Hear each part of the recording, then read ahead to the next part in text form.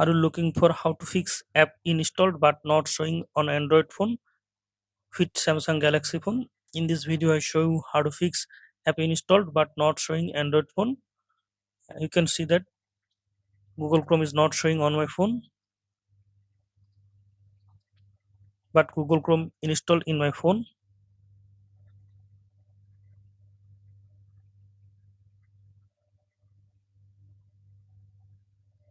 For solving this problem, go to settings, scroll down, then go to apps or application management.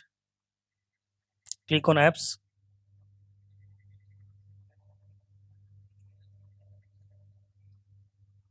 Now find out Google Chrome.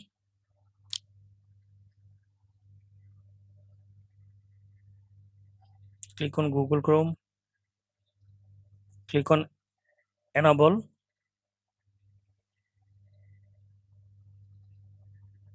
Then scroll down. Click on three dot menu. Click on reset app preference. Click on reset.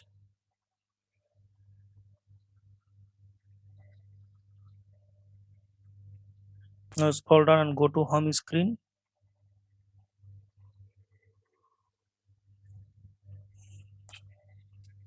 Then click on